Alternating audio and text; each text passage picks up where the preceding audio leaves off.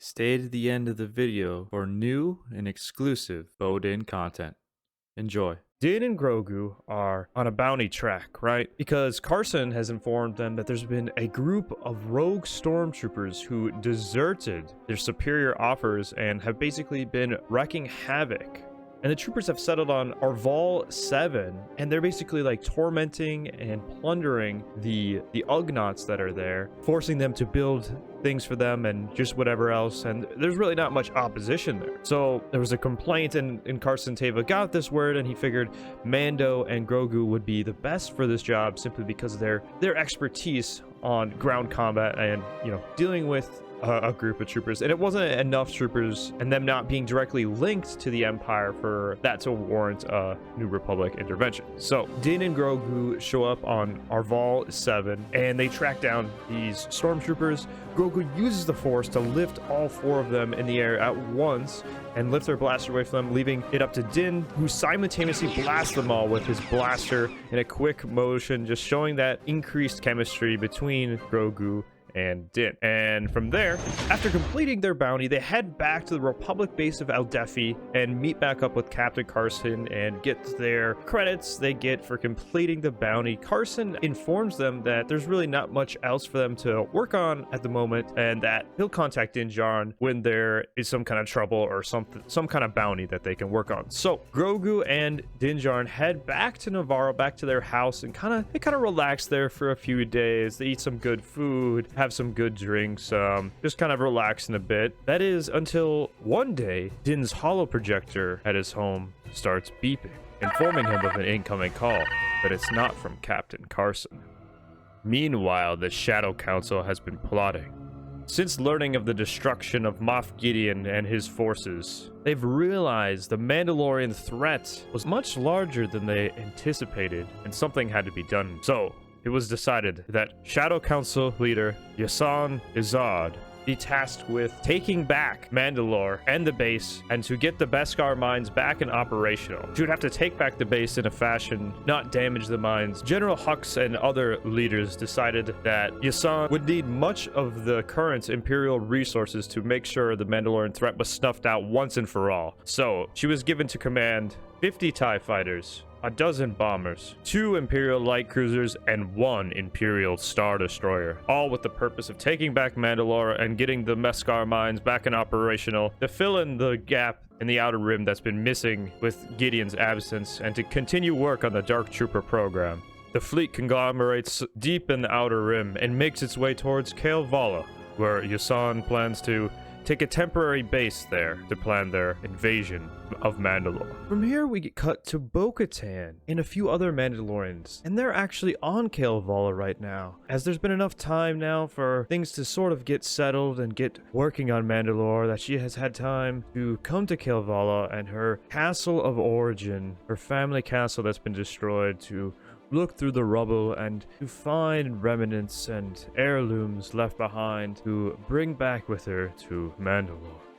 Out of nowhere, one of the Mandalorians next to her gets shot at. Somehow, there was a stormtrooper. Here, the Mandalorian dropped dead, and Bo-Katan and a couple other Mandalorians started to break out in a run, with blaster fire railing behind them. Another one of the Mandalorians drop. She's making a break for her ship. She's maybe 30 meters away when the last of her companions also drops, but she makes it onto the ship, and her ship is getting bombarded with laser fire now from multiple stormtroopers, but she's able to get into the air, and as she's about to hit light speed, she sees over the corner of the mountain boarding parties of Imperials, Imperial light cruisers, and an Imperial Star Destroyer. And she does a quick jump to get out of there into space to bolt back to Mandalore. And she sends a call to the only person she knows that could maybe help them out. And that, of course, is Djarin. So Din now picks up the holoprojector, and it is none other than Bo-Katan asking for help, as there is a large Imperial fleet camped outside of Mandalore on Kale Vala, and it could only mean one thing: invasion. So Bo-Katan is basically asking for Din's help to notify the New Republic, and because she knows that they have a good connection, he has a good connection with Captain Carson, and that's exactly what Djarin plans to do. Not wanting to see Bo-Katan or any of the other Mandalorians fall, Djarin makes his way back to the base of Aldefi in a rush and sprints to Captain Carson. In the meantime, Bo-Katan has landed on Mandalore and gathered Axe Wolves, the Armorer, and the rest of the Mandalorians at the Great Forge to have an emergency meeting. Bo-Katan explains that the Imperials are coming for revenge for Moff Gideon and to take Mandalore, and that they need to ready their defenses. Axe Wolves volunteers to lead what remains of the Mandalorian fleet and the various shuttles, the Comric-class fighter transports and other fighters that they had, and they had acquired a couple smaller transports in the meantime, though it was a fraction of the strength the Imperials had. Bo-Katan expected a two-pronged attack both in the air and an invasion party, so Bo-Katan decided she would lead the ground forces against the Imperial's landing, and Axe Wolves would lead that of the dogfight. And not too long after, the Imperial fleet arrived in Mandalorian space, but Axe Wolves and the rest of the Mandalorian fleet was there to intercept. Yasan Izzard ordered all ties to be unleashed on them, and along with that ordered the Imperial shuttles to be sent down to Mandalore to take on the ground forces. Bo-Katan and the Mandalorians on the surface were doing a good job of deterring the landing stormtroopers and seemed to be holding them at bay, though I couldn't say the same thing for Axe Wolves and the rest of the ships in the air and in the dogfight, as they were taking numerous losses in the air, with many ships being destroyed and Mandalorians killed. Yasan Izzard wasn't entirely satisfied with how the battle was going, as she needed this to be swift and clean, so she ordered an Imperial light cruiser to land at the surface so that a garrison of stormtroopers could go and aid in on the ground attack to give them the advantage all around. Djarin on the Eldefi base has been begging Kyrze to take action against the Imperials, and Kyrze Teva, being the proud rebellion at heart that he was, immediately contacted Coruscant and the New Republic head officials to let them know of this reports of this Imperial Star Destroyer in the Outer Rim, but the officer was taking no heed of this, as they could not go off of just rumor and word of mouth, but needed factual evidence. Unlike last time, Kyrze was annoyed by this lack of action of the New Republic and decided to take matters in his own hand and commanded those at Eldefi base to join him and defy orders to make sure to stand up for the Mandalorians and take on the Imperials. There were multiple squadrons of X-Wings and Y-Bombers, and everyone at the base decided to come and help out, and they made the jump to light speed, with Djarin's N1 leading the way with Kyrze close behind, followed by numerous X-Wings and Y-Bombers. And they emerged and the fighting erupted between them.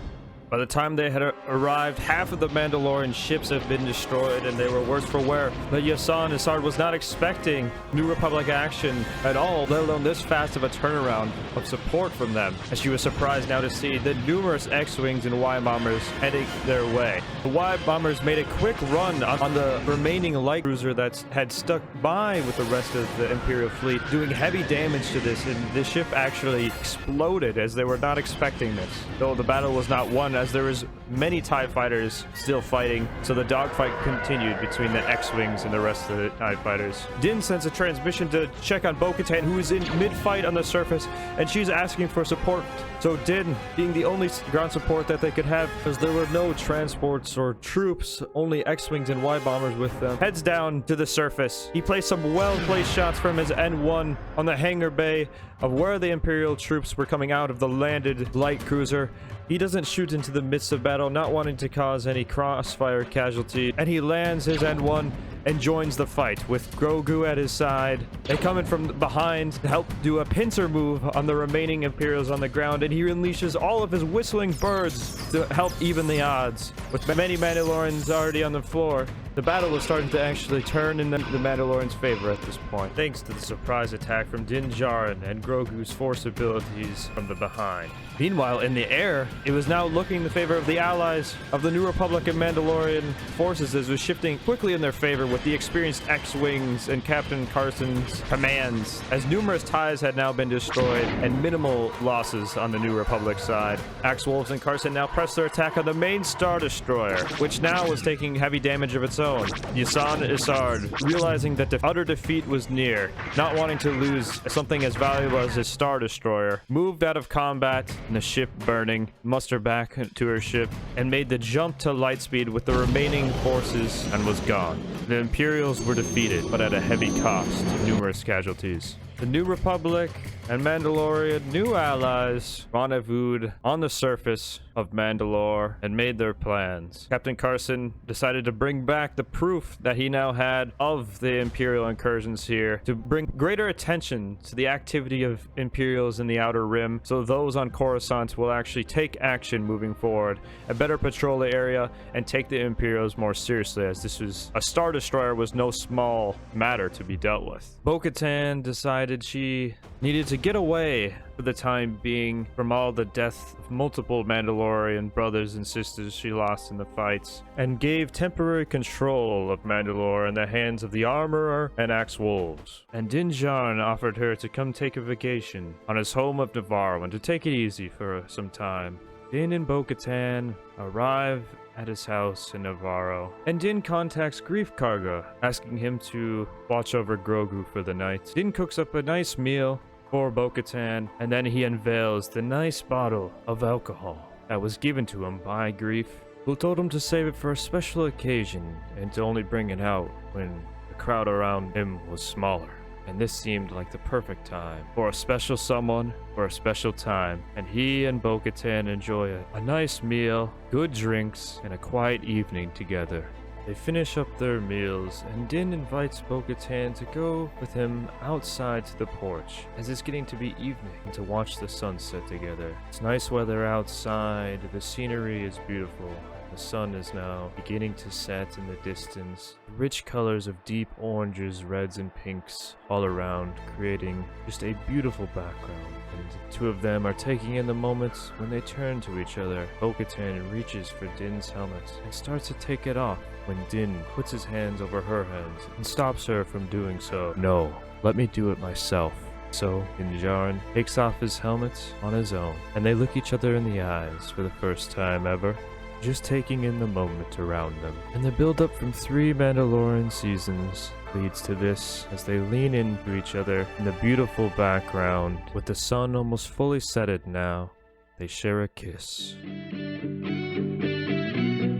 For the win, for the win, BoDin for the win. For the win, for the win, BoDin for the win. I didn't ship them on a whim. I mean, if you can't see it, I don't know what to say. Are you kidding me? It wasn't shipped on a whim. Yeah, call it what you want. Dinbo or BoDin, it doesn't really matter. If you can't see it, I don't know what to say. Been serving it on a platter, a date on Palazzo, a song not yet written. Life's too short. Let's have fun. Nothing's for certain, but some things are. Mandalorians are stronger together. Forgive me for the sin, but how Bo looks at Din. It's BoDin for the win. BoDin for the win. It's Din and Bo and Din. It's BoDin for the win. Like I said, it doesn't really matter, but what does is a whole different matter. Din went to explore Mandalore, to redeem and learn the lore, got in trouble along the way. Who came to help him? Bo-Katan of House Kyrze. Won't you come help Din, please? A pleading Grogu asked, not some Sith business, Hago Damask. Life's too short, let's have fun. The bonds grow deeper, a love that can't be denied, united by the creed. Their love that's inside, their love shining bright, side by side. Forgive me for the sin, but how Bo looks at Din. It's BoDin for the win. It's BoDin for the win. Cause it's Din and Bo and Din. It's BoDin for the win. A plead from a fan, reunite them please, a family of 3. BoDin.